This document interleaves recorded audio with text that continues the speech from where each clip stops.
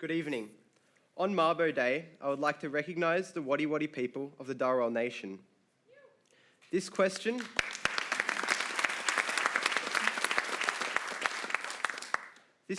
is on behalf of our school leaders, including our Aboriginal and Torres Strait Islander prefect. Recently, in our local community, we have started a petition calling for the government to act on the Uluru Statement from the Heart, calling for a voice to Parliament and a Makarrata Commission. People within our community have shown great support for this issue, and as voters in the next election, we ask why the government refuses to take action on such a vital element of reconciliation, considering that this year's theme of Reconciliation Week centres around action. Michael.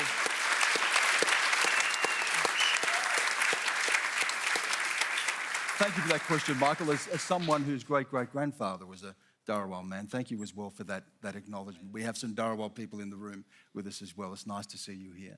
I want to go to you first on this, Tim Wilson, because your journey's been interesting on when it comes to recognition and recognition in the Constitution, trying to see how marry that to a conservative approach to politics as well. Tell us about that. I think you're confusing me with somebody else. I'm not a conservative, I'm a liberal. And I say that very deliberately.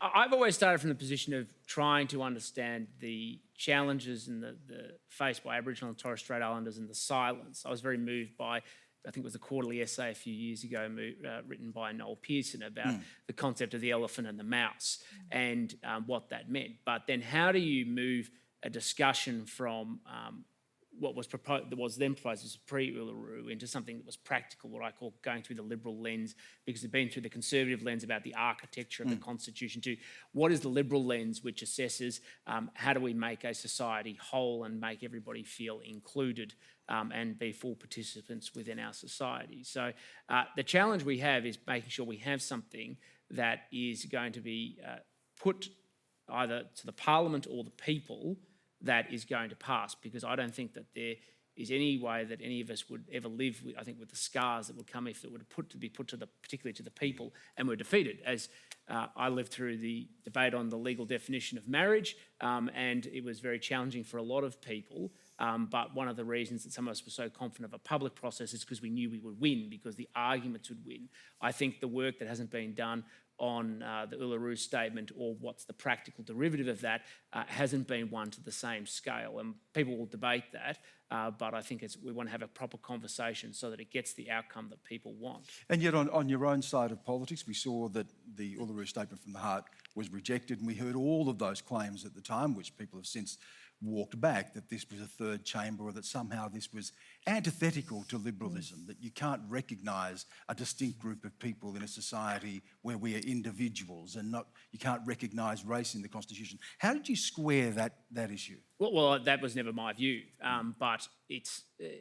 in the end, we've got to be a more complete nation at the end of whatever process is mapped out, where people feel that they're recognised, understood, and there are different parts of it. There's obviously the discussion around the voice to Parliament, and then there's also the Makarrata Commission, which is the Truth-Telling Commission, which can exist regardless of what happens with Constitutional Week. I'm not saying at the expense of, but regardless. And I actually support that, because I think if you're going to go through a process of healing, you have to have a start with acknowledging past and truths so that people can then walk on a journey together. And that in itself may be one of the bases in which you can then have a conversation about what follows.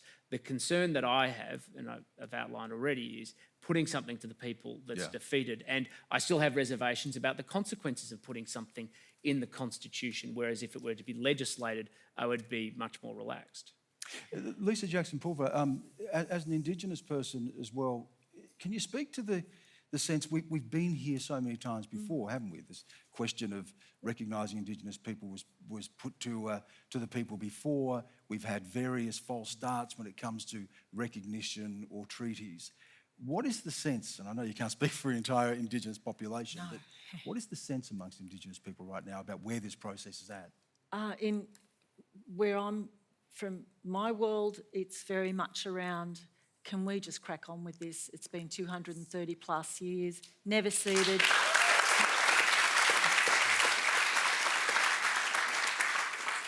Never ceded, never sold, no treaties. people are asking, what do we need to do about Aboriginal people or Indigenous matters? A lot of people came together and has put an enormous amount of love and time and conversations and interrogated some very heavy questions and came up with this document, this recommendation that is probably one of the biggest endeavours of Aboriginal and Torres Strait Islander people across the land because of the multitude of voices that contribute to that. And then somehow that is still not enough. I don't know where the line of enough is.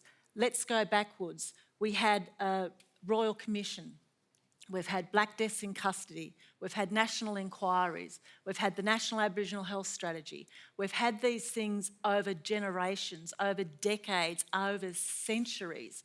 And then people come together and come up with a beautiful roadmap.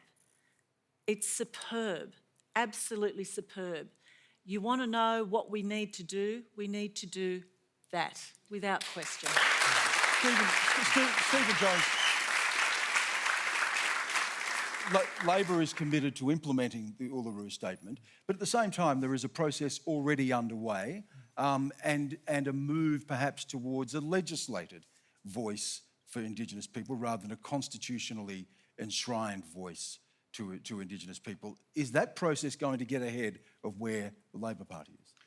We'll consider that when it comes before the Parliament. But I want to start by thanking Michael and the students at my old school, actually, for the activism you've taken to this. And I see there's a bunch of school groups, and I see Mr Fitzy up there in his AIM T-shirt, which is great, from Dapto High, and a bunch of different schools here. I think the young people are way ahead of us old fogies on this, and I think that's really exciting. With respect to Tim, and I actually think he's a person of goodwill on this particular issue, I think we get off on the wrong foot if we start seeing this through a Liberal lens or a Labor lens. I think we've got to see this through the lens of human decency and history and to borrow some words from Tony Abbott, who I actually thought put it very eloquently, this is unfinished business. We've got to get this done. And my own party embarked on it. We were very, very hot on the recognition stuff, and we put a lot of energy and work into the recognition stuff. And then the Uluru process took off, and that was quite challenging for us because we thought, well, we're going down this way. The mob are going in a different direction. We met with the authors of the Uluru Statement at Uluru on the final day of the ceremony. We said, well, actually, this is a better process and we've got to do it. And that's why we've signed up to it, because we think it's about decency, it's about getting it right, and it's not about talking to Aboriginal people, it's about listening. Could I also sorry, just a quick one. I think Tim's on the right path in as much that the challenge here is putting it to referendums and trying to get a change to the Constitution and those sorts of things. That is fraught. What we need in this country is a Bill of Rights. And that will highlight the fact that what we've done to the Aboriginal and Torres Strait Islander people in this nation is recognised as absolutely horrific and wrong, and then you've got some basis on which you can then argue for the change of the Constitution. But the Bill of Rights is the place. If we're going to start debating a Bill anyway, of Rights, Tim, we may be here all night. Yes. But can I just clarify that Stephen has completely mischaracterised what I was talking about. In fact, you asked a question about my own journey. And you were talking as a philosophical Liberal rather than a capital L Liberal from the party. Because I agree with you. The basis of this is anchored in a sense of human dignity and always has been. But people can approach it from different ways based on, and if you want to take everybody on a journey, you have to start from understanding where people sit, including Aboriginal, obviously Aboriginal and Torres Strait Islanders, but the rest of the community, to take them, walk them on that journey. And people have different perspectives on how they get to the end road. I would put that you have to listen first. Correct. The voice must come first.